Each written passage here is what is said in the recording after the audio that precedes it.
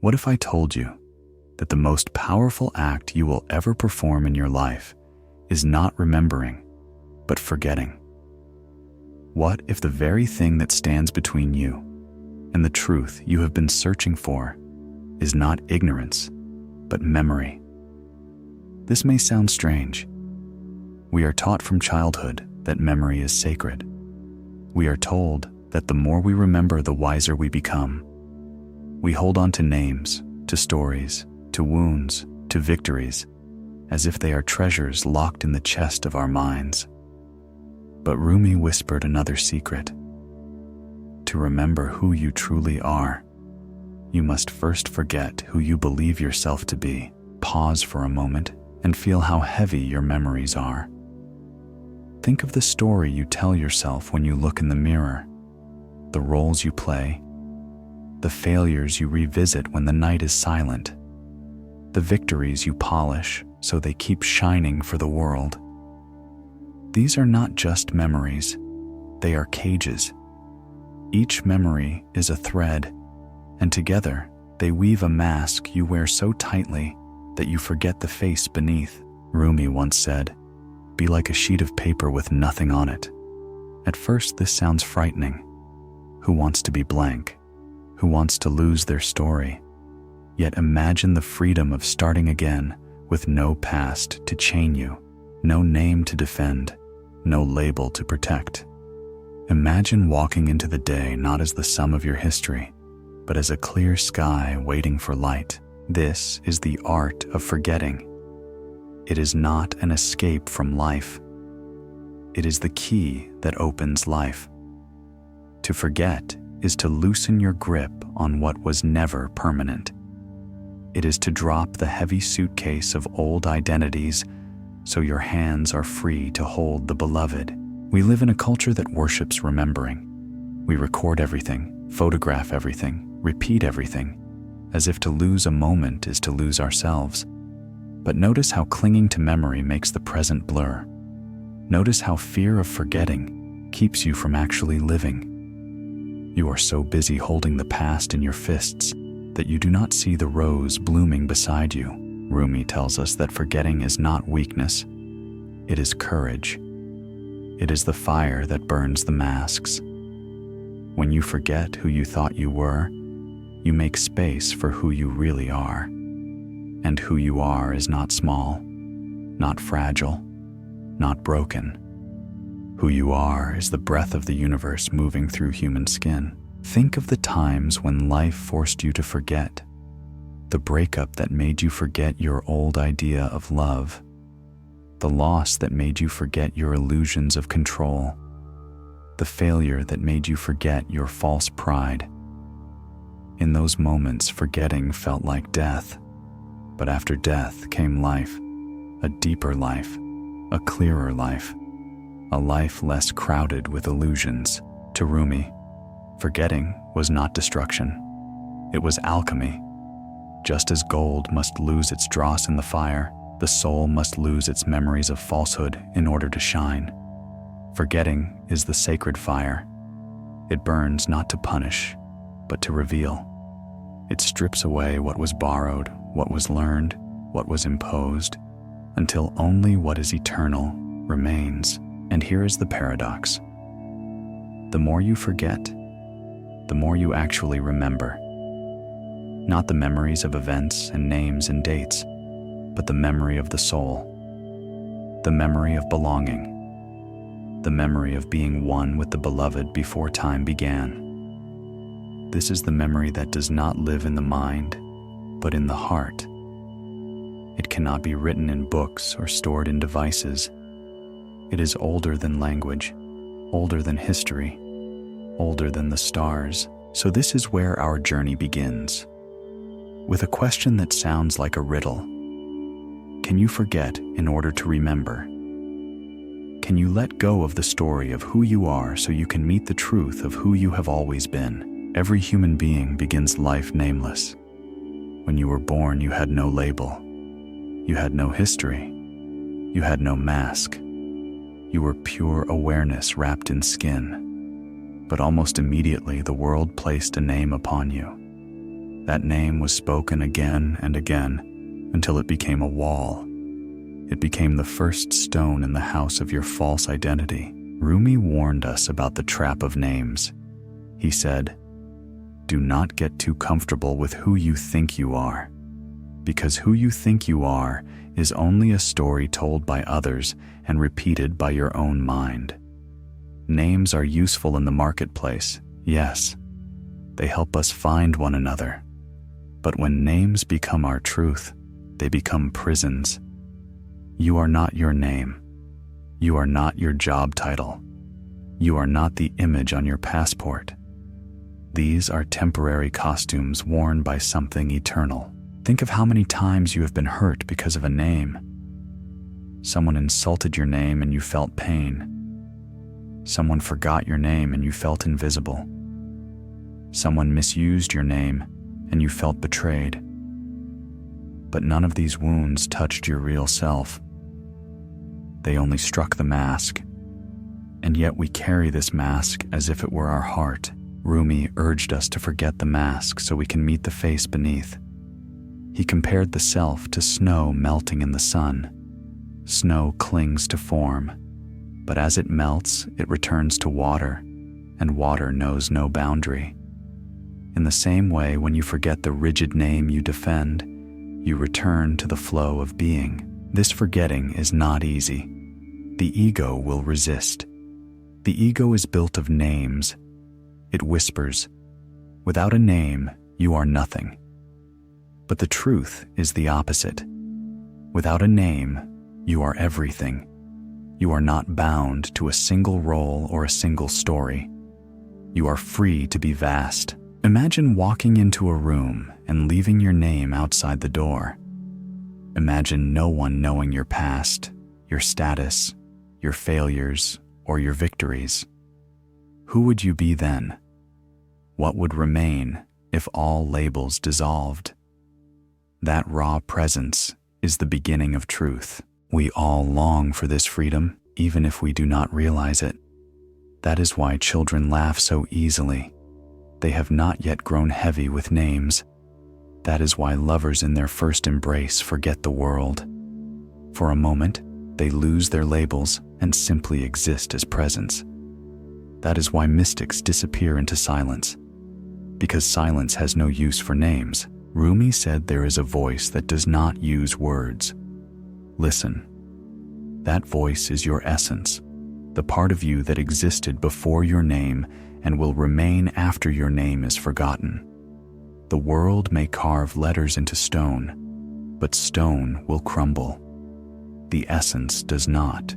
This is why forgetting names is the first step toward remembering the soul. You do not need to erase your name from paper. You only need to loosen your grip on it. To stop believing that the sound people call you is the sum of your existence. Forgetting is an act of courage. It is a quiet rebellion against the world that insists you must be defined. It is a return to the nameless beginning. And in that return lies a power greater than any title could offer. So let us begin here, with the courage to forget the name, with the willingness to look beyond the mask, with the trust that what remains will not be empty, but whole. From the moment we learn to speak, we also learn to claim.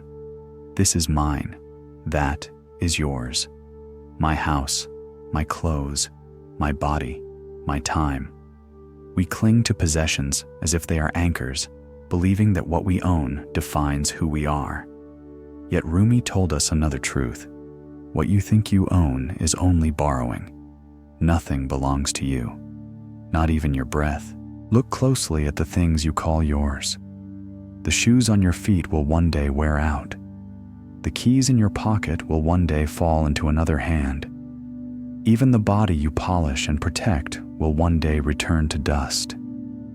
Still, the mind insists, these things are me. They prove my worth. They give me identity. But this is illusion. The more you cling to possessions, the heavier you become. You build a fortress of objects only to find yourself locked inside. Rumi compared the soul to a bird trapped in a cage. The bars are not iron. They are the attachments we refuse to forget.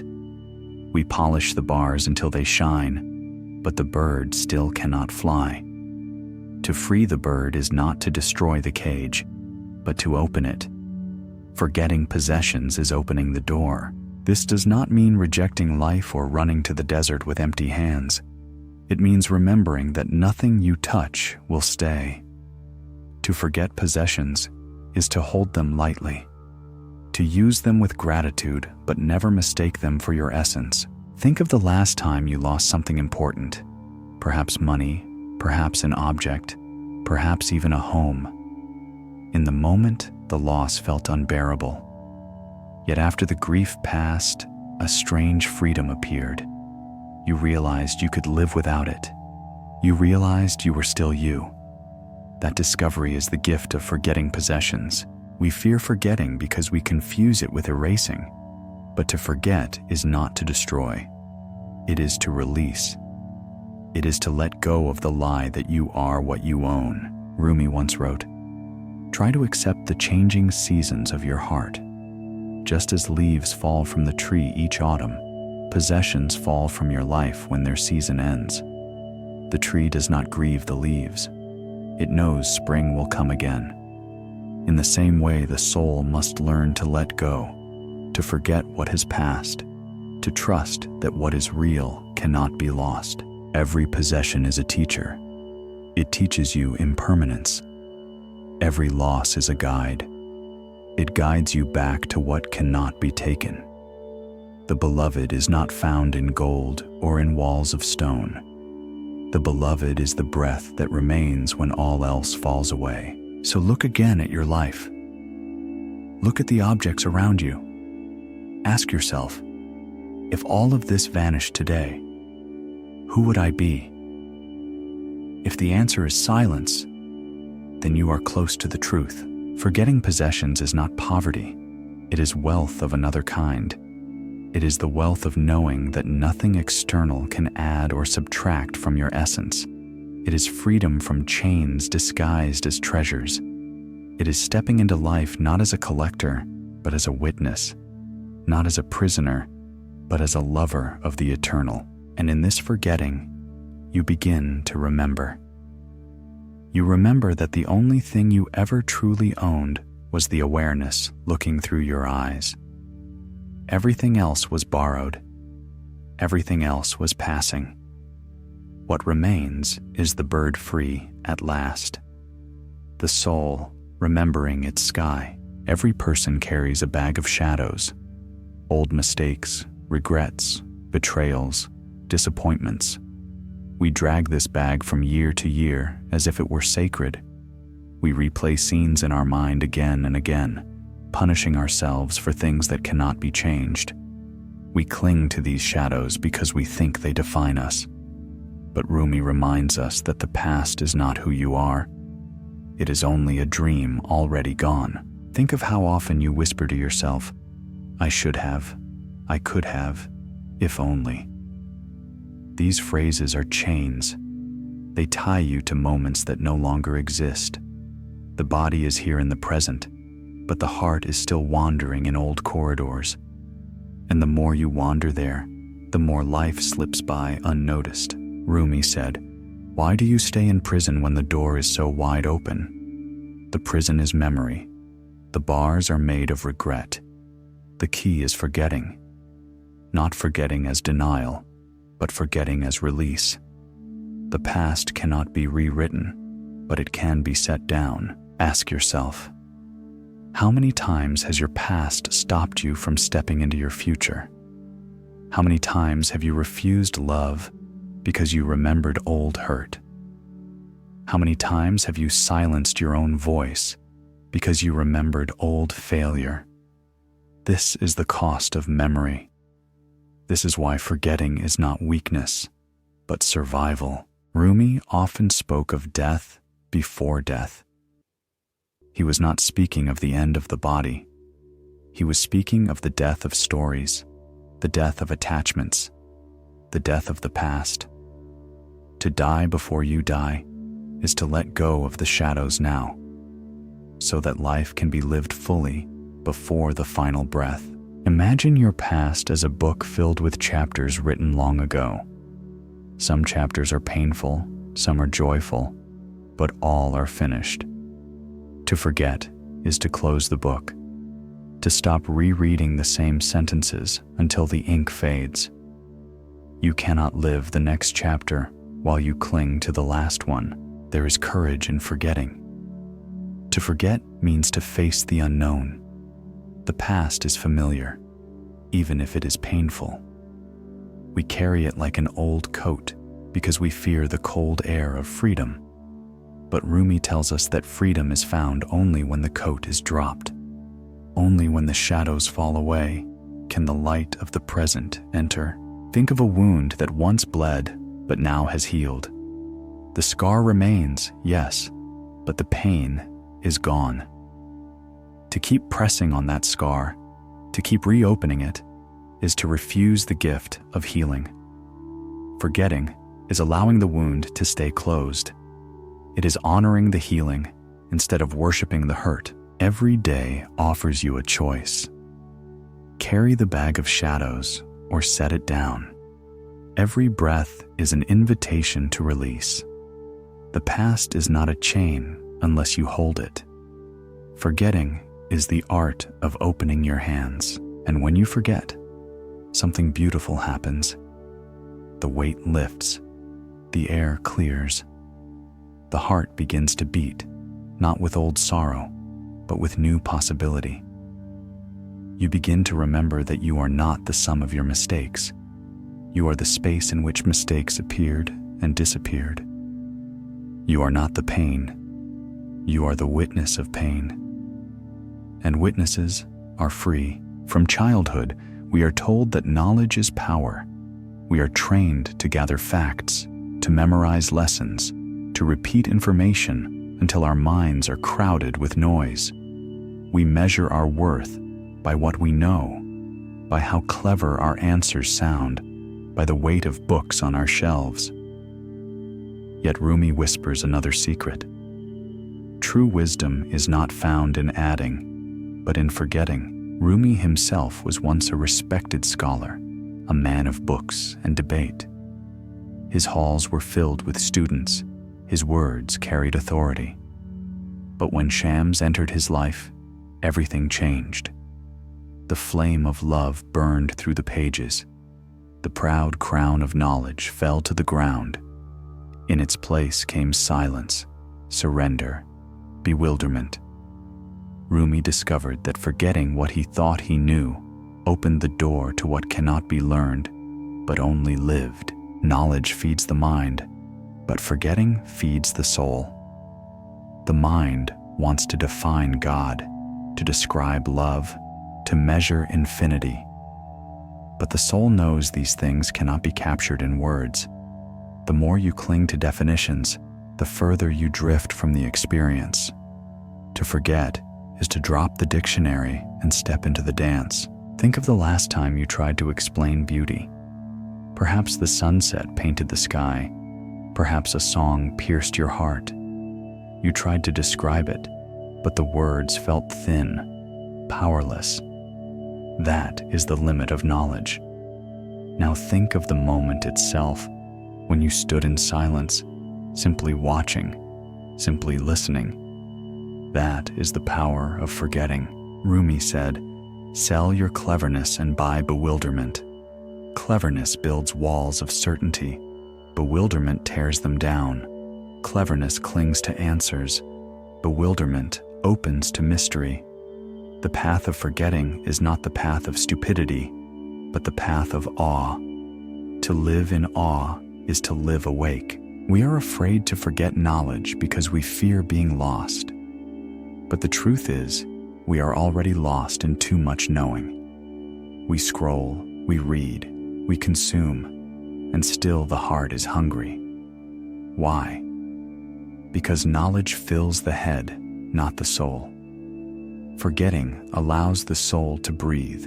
To forget knowledge does not mean to despise learning. It means to remember that knowledge is only a tool, not a master. Use it when needed, but do not mistake it for truth. Truth is not information. Truth is presence. Truth is the silence between words, the breath before thought. Imagine standing at the ocean with a small cup in your hand. No matter how much water you collect, the ocean remains vast beyond measure. Knowledge is the cup. Forgetting is the moment you drop the cup and dive into the waves. This is why Rumi's poetry still burns today. He did not write from what he knew. He wrote from what he forgot.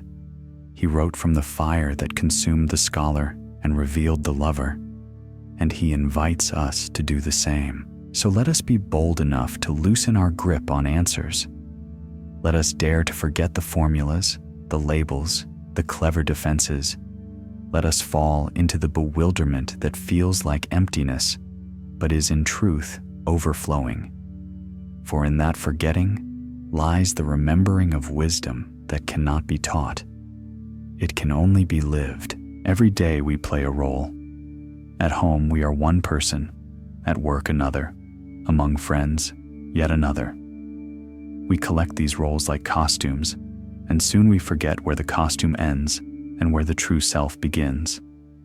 We introduce ourselves by saying, I am this, I am that, I belong here, I believe this.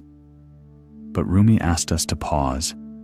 Are you truly those roles, or are you the witness behind them? Identity is a double-edged sword. It gives comfort, a sense of belonging, a map of where to stand in the world. Yet it also becomes a cage. You may call yourself strong and then feel shame when weakness visits. You may call yourself wise and then hide when ignorance is revealed. You may call yourself kind and then choke on your anger because it does not fit the mask. The more tightly you cling to an identity, the more fragile you become. Rumi said, try to accept the changing seasons of your heart. Identity resists this. Identity says, you must remain the same, you must defend the mask. But the soul is not a mask.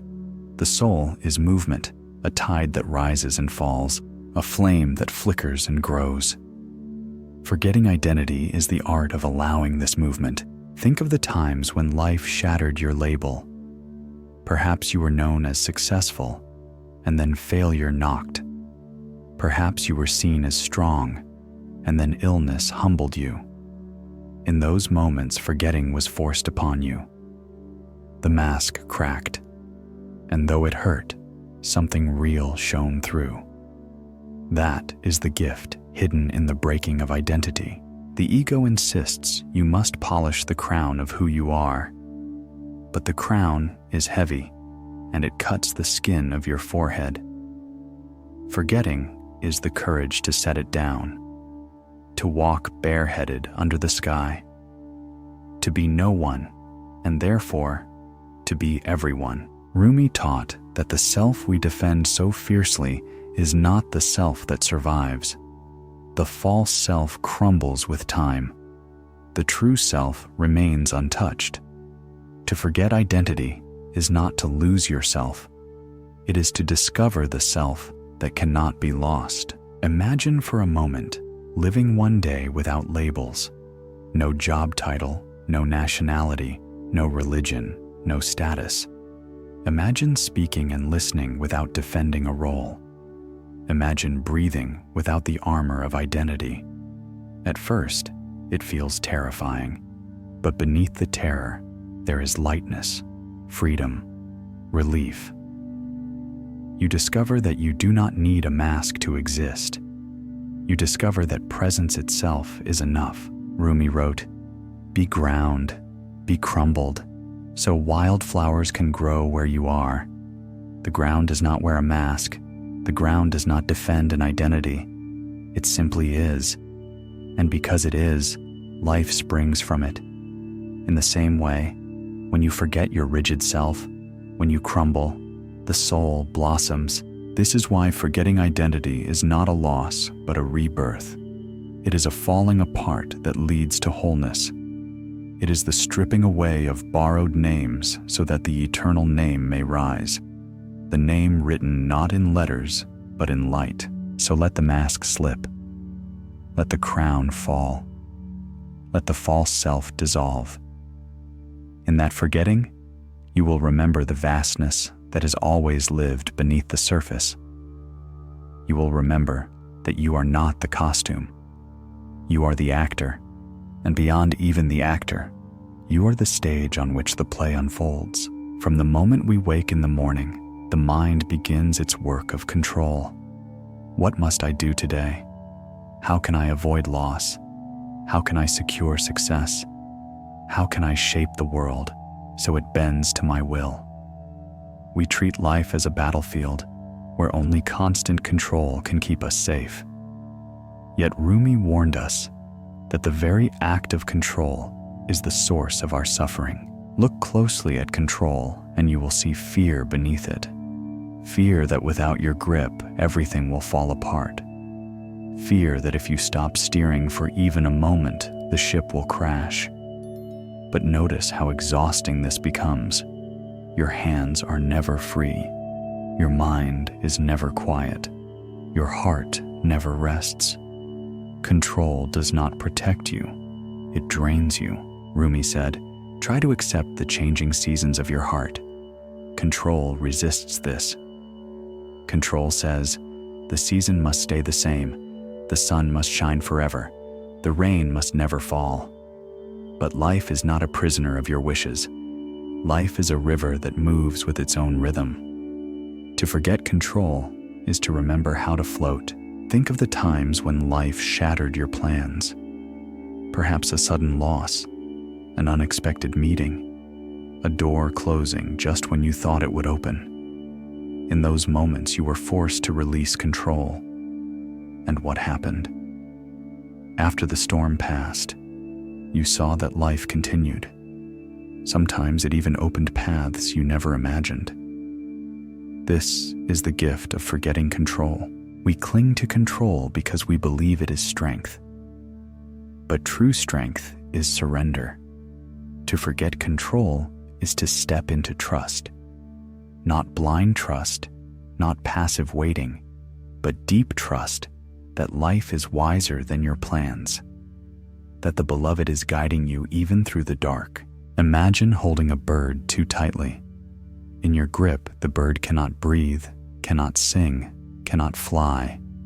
To loosen your hand is to risk the bird leaving, yes, but it is also to give the bird freedom. And in that freedom, the song returns. Life is the same. Hold it too tightly and it withers. Forget control and it sings. Rumi wrote, "Be like melting snow. Wash yourself of yourself. Control is the ice that refuses to melt, the hardness that resists the sun. Forgetting is the thaw. It is the moment when you stop demanding, stop forcing, and simply allow. In that allowing, something vast appears. A river you did not create, but that carries you with gentle power." The paradox is clear. The more you try to control life, the more chaotic it feels. The more you release control, the more order you discover. Not the order of your plans, but the order of something deeper, something ancient, something divine. So what if you forgot control for a single day? What if you trusted the unfolding of each moment instead of trying to script it? You might feel fear at first, but beneath the fear lies peace. The peace of knowing you do not need to hold the sky in place. The peace of remembering that you are not the maker of the current. You are the swimmer carried by its flow. To forget control is to remember trust. To remember that behind every turn, every storm, every silence, the beloved is present, watching, guiding, whispering. And that whisper says, "Let go." Desire is a flame that never stops burning. Today it is for wealth, tomorrow for praise, the next day for the touch of a hand. We chase desire as if it were life itself, Yet the more we run, the further peace seems to drift. Rumi saw this with piercing clarity. He did not condemn desire, but he showed us its true face. Desire is a veil. Behind it waits the beloved. Every desire begins as a whisper. If I have this, then I will be complete. If I reach that, then I will rest. But the moment you grasp the object, the whisper shifts. It points to another thing, another dream, another promise. Desire is not satisfied by possession. Desire feeds on more desire. And so we run in circles, mistaking the chase for destiny. Rumi said, "What you seek is seeking you." This does not mean that every object you crave will fall into your hands. It means that the root of every desire is the longing for the beloved. You think you want gold, but beneath the gold, you want light. You think you want power, but beneath the power, you want freedom. You think you want a lover, but beneath the lover, you want union with the infinite. Desire is a mask worn by love. Forget desire, and you begin to see the face beneath. Forgetting does not mean denying your hunger or shaming your dreams. It means looking deeper. When desire says, "I want this," ask instead, what is the soul of this wanting? What truth hides behind this longing? The answer will always lead you back to love. Rumi spoke of the moth drawn to the flame. The moth does not circle the flame because it loves firewood. It circles because it longs for light. In the same way, your desires are circles around the flame of the beloved. The tragedy is that most never fly into the flame. They circle forever, mistaking the heat for the home. Imagine forgetting the surface of desire. Imagine no longer chasing object after object, but listening to the root of the ache itself. You would discover that the ache is holy, that the longing itself is the beloved calling from within. This is why Rumi told us, "Set your life on fire. Seek those who fan your flames." He was not urging us to collect more desires, but to burn through them until only truth remains. The fire consumes the veil, and in that consuming the beloved shines. Desire whispers, "You are incomplete." Forgetting desire answers, "You are already whole." Desire says, "Run faster." Forgetting says, "Be still." Desire says, "More." Forgetting says, "Enough." And in enoughness the beloved appears, not as an object to be held, but as presence filling every breath. So let desire rise and fall like waves. Do not fear it, but do not worship it. Forget its surface, remember its source. Every longing is a thread pulling you home. Every hunger is a signal pointing to the feast already within you. To forget desire is not to be empty. It is to be full. Full of the beloved who has been waiting behind the veil all along. Every person you meet becomes a mirror. Some reflect your joy. Some reflect your wounds. Some reflect the parts of yourself you would rather not see. We think relationships are about the other person, but Rumi tells us they are about remembrance. Through the mirror of another face, you are given the chance to forget illusion and to remember truth. When love arrives, we think it belongs to the other. We say, "You make me whole, you give me light, you are my joy." But the light you see in them is the light of your own soul reflected back. Without knowing it, you are praising the beloved who hides within you both. The other is a doorway, not the destination. When pain arrives through another, we curse the mirror. We say, "You hurt me, you betrayed me, you ruined me." Yet even this pain is a reflection. It reveals the cracks already living inside you. It shows the wounds you have carried unseen. The betrayal is not only theirs, it is the echo of your own forgotten parts. Rumi said, "The wound is the place where the light enters you." This is why relationships both bless and break us. They polish the mirror. They crack the armor. They tear open the veil so that the beloved may slip through. Forgetting in relationships means this: forgetting the illusion that the other is the source of your joy or your sorrow. They are the instrument, not the music. They are the glass, not the sun. To forget this illusion is to free both yourself and them. You no longer demand that they complete you. You no longer fear that they can destroy you. You begin to see them as fellow travelers, carrying mirrors just as you do, reflecting light and shadow as needed for the journey. Think of the times when someone left your life and you thought the light was gone. Yet slowly, quietly, you discovered the light had never left. It was always inside you. The other had only pointed to it. Their departure forced you to remember the source. This is the secret gift hidden in loss. Rumi compared the soul to a reed flute, cut from its source, crying out in song. Every relationship is part of that song. Some notes are tender, some are sharp, but all are music. To forget is to stop clinging to one note and hear the melody as a whole. Imagine looking at every face not as separate, but as the beloved peering through countless masks. Imagine hearing every voice as the beloved calling in different tones. Imagine even in conflict recognizing the mirror, seeing not an enemy, but a teacher. This is the art of forgetting in relationships. When you forget the illusion of separation, you remember union.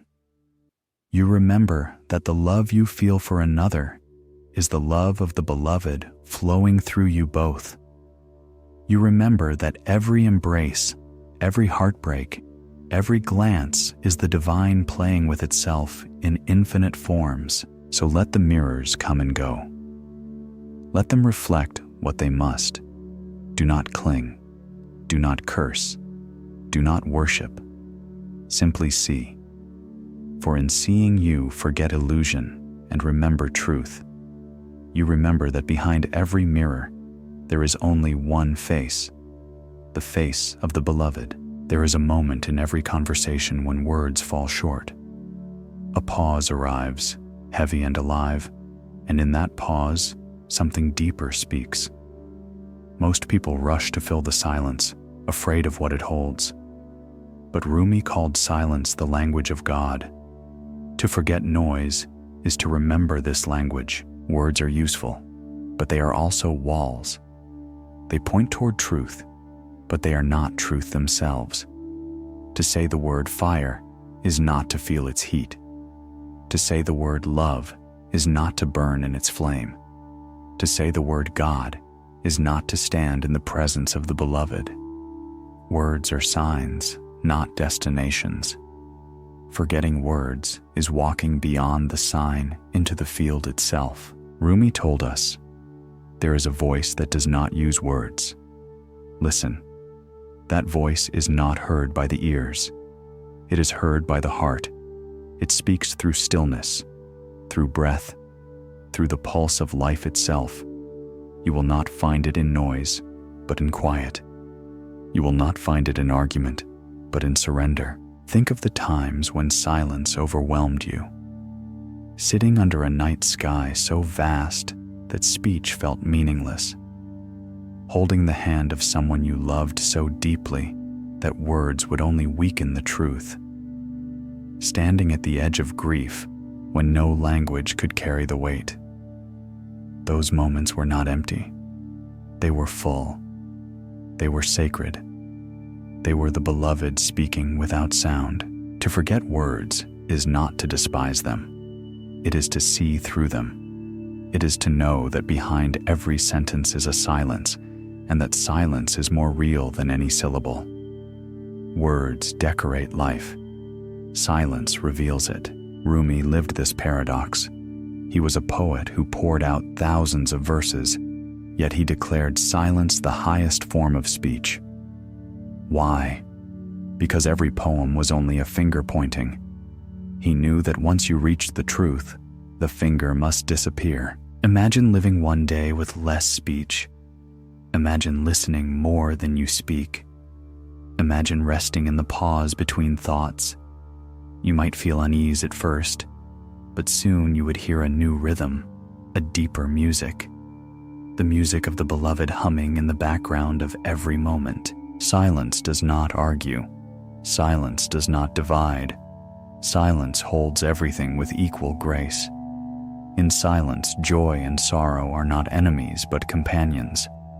In silence, questions do not demand answers. They dissolve. In silence, the self does not need to prove anything. It simply exists. This is why forgetting noise is remembering peace. The world will always shout. The mind will always chatter. But beneath the noise, there is a stillness untouched. That stillness is you. That stillness is God wearing your breath. So let the words fall. Let the sentences fade. Trust the silence that remains. For in that silence you will hear what no tongue can speak. You will hear the beloved calling you home. Everything you love will one day change.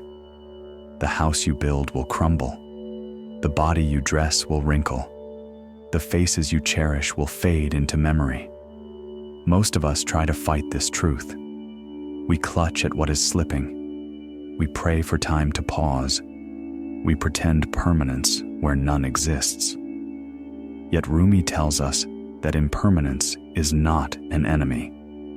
It is the very teacher that guides us back to the eternal. Think of a flower blooming. Its beauty pierces you because you know it will not last. If the flower were eternal, you would pass it by without wonder. Its short life is its gift. In the same way, every smile, every kiss, every breath is precious because it is temporary. Forgetting permanence allows you to remember awe. Rumi said, "Try to accept the changing seasons of your heart. Just as the earth shifts from spring to winter, so too does the soul move through birth, growth, decay, and rebirth. To cling to one season is to suffer.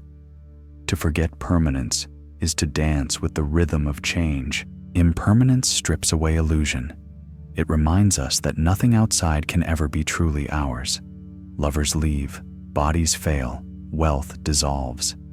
At first this feels cruel, but then you realize that what remains after everything falls is what was real all along. The beloved does not fade. The soul does not die.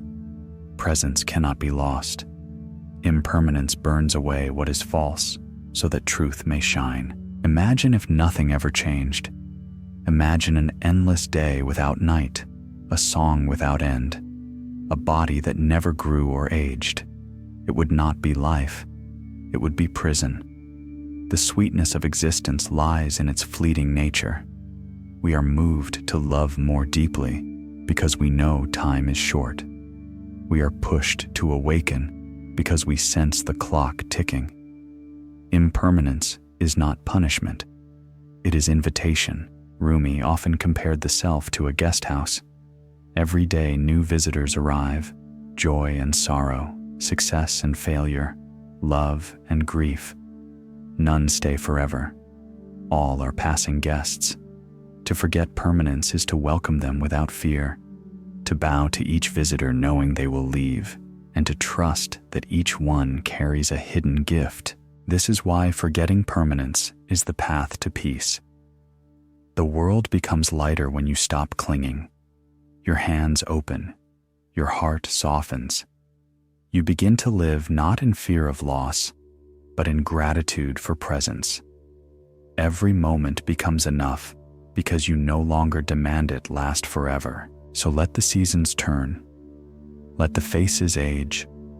Let the flowers bloom and wither. In forgetting permanence, you remember eternity.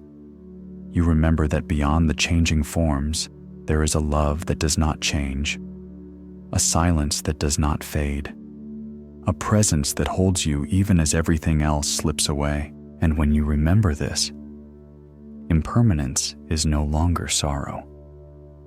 It is beauty. It is grace. It is the beloved whispering through every falling leaf. I was here. I am here.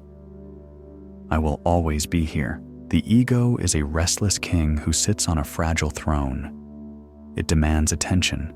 It craves recognition. It insists on being right.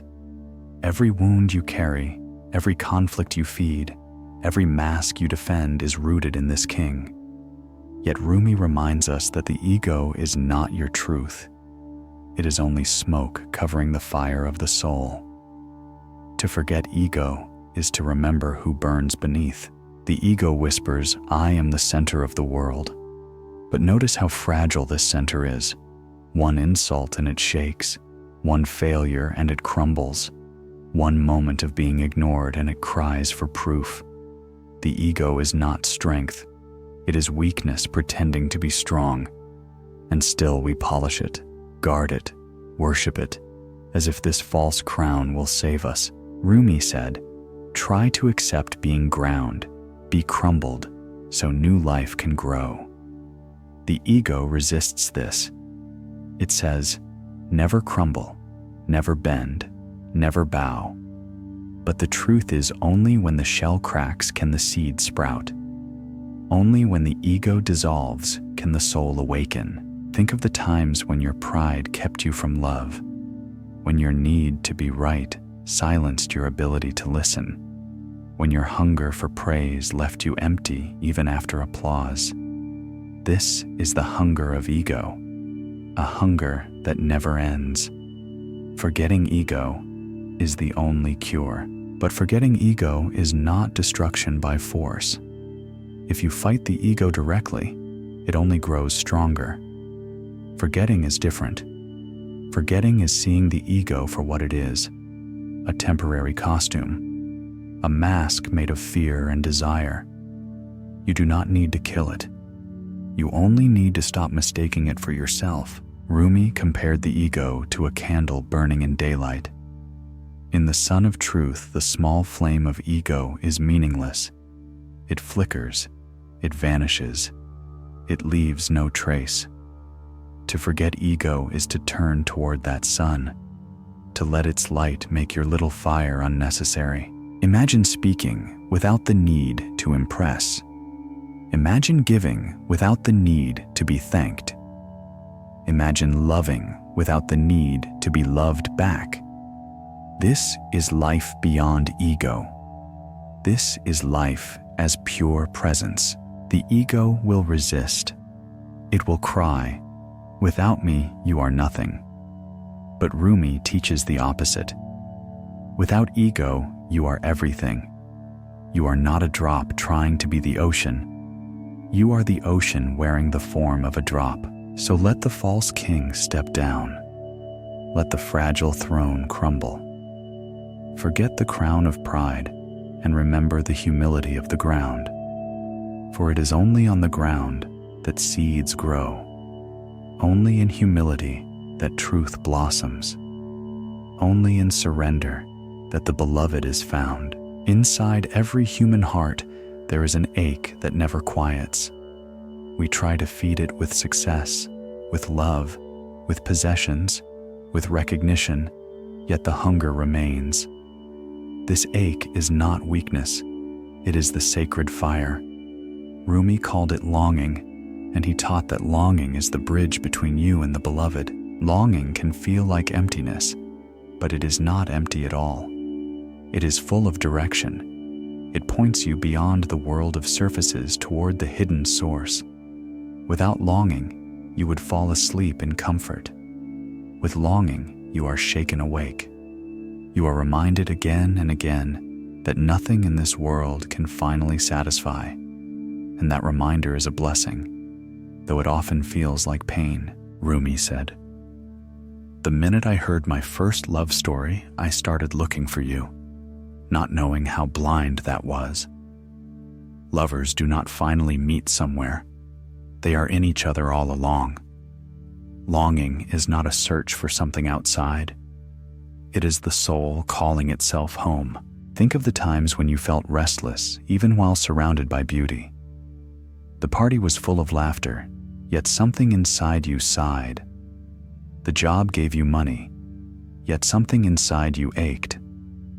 The relationship gave you comfort, yet something inside you longed for more. That more is not excess. That more is truth. To forget the shallow satisfactions of the world is to remember the depth of longing. Forgetting does not kill the ache. It makes space for it. It allows the fire to burn clean instead of being smothered by distractions. When longing is free, it guides you like a compass pointing always toward the beloved. Many fear longing because it hurts. But Rumi reminds us that longing is the wound where light enters. It is the hollow flute through which the divine breath plays music. If you silence the ache, you silence the song. If you run from the ache, you run from God. Imagine carrying your longing not as a burden, but as a lantern. Each ache becomes a flame that lights your path. Each sigh becomes a prayer. Each tear becomes a river carrying you closer to the sea. This is the art of transforming pain into guidance. Longing is proof that you belong to something greater. The bird longs for the sky because it was born to fly. The wave longs for the ocean because it was never separate. In the same way, your longing proves that you are already bound to the beloved. You would not hunger for what you did not already know, so let the longing burn. Do not numb it. Do not fear it. Do not hide it. Forget the lies that say you should be satisfied with little truths. Remember the vast fire inside. That fire is the beloved calling through your ribs, whispering through your breath, pulling you home. There is a place beyond stories, beyond names, beyond fear and pride, beyond even longing itself. Rumi called it the field. He said, "Out beyond ideas of right and wrong there is a field. I will meet you there. This is the place where forgetting is complete and remembering begins. In this field, you are no longer the mask you defended, no longer the roles you played, no longer the shadows you carried. You have forgotten them all, and yet you have not become nothing. You have become everything. You are the silence that holds the song, the space that carries the stars, the presence that has no edge. Forgetting has led you here. Forgetting possessions, forgetting identities, forgetting wounds, forgetting the noise of the world. And in that forgetting you have remembered. You have remembered the beloved who was with you all along. You have remembered that every desire was a veil, every relationship a mirror, every sorrow a doorway, every silence a teacher. You have remembered that you are not seeking love. You are love remembering itself. This is not an ending. It is a beginning. To live from this remembering is to walk through the world as a flame that warms but does not burn. It is to move through each day with open hands, seeing the beloved in every glance, hearing the beloved in every sound, feeling the beloved in every breath. And now, my friend, if these words have stirred something in you, if you have felt the whisper of the beloved in them, then carry that whisper further. Let it reach others who are also aching, also longing, also waiting for remembrance. Share this flame by leaving a sign of your presence here. Offer a like as a gesture of gratitude. Subscribe so we may continue this journey together. And let your heart guide others to this path as well, not as a duty, not as a command, but as an offering. For every step you take in love becomes a light for another. And perhaps, in some quiet moment, another soul will hear these words and remember too. So let us bow to the forgetting that freed us, to the remembering that awakened us, and to the beloved who is the source of both. And now, walk gently, walk truthfully, walk as one who has remembered the field beyond.